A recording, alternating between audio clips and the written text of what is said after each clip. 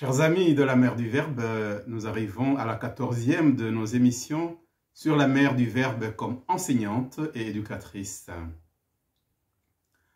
Je vous invite à méditer sur le message que la Mère du Verbe a donné aux trois voyantes dans la semaine du 24 au 30 mai 1982.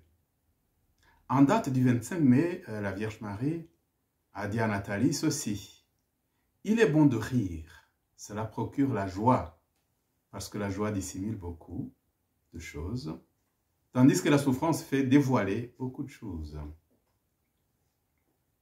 En date du 28 mai 1982, lors de l'apparition à Marie-Claire, la Vierge Marie a donné des conseils sur la façon de se convertir sincèrement. Et je la cite: « Pour se convertir, il ne suffit pas d'aller au confessionnal, puis au retour, continuer à faire ce que l'on faisait avant. La vraie conversion consiste à changer de comportement et abandonner le mal que l'on faisait. » Elle a dénoncé aussi l'hypocrisie dans le culte religieux. Je la cite: « Prendre ensemble le chemin de Dieu et celui de Satan et marcher dans les deux ne mène nulle part. Montrer que tu es chrétien extérieurement alors que tu ne l'es pas intérieurement, ça ne sert à rien. Plusieurs sont hypocrites, ils cherchent le moyen d'atteindre leurs désirs, ils s'attachent aux biens de la terre et, quant à la vie spirituelle, ils ne fournissent aucun effort.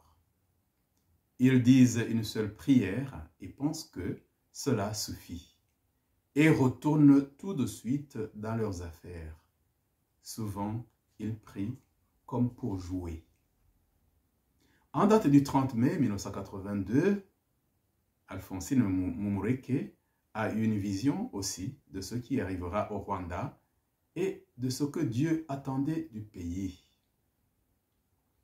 Chers amis de la Mère du Verbe, au cours de cette semaine qui commence, aux dates indiquées, je vous invite à prier pour le Rwanda comme pays afin qu'il discerne bien la mission que Dieu attend de lui.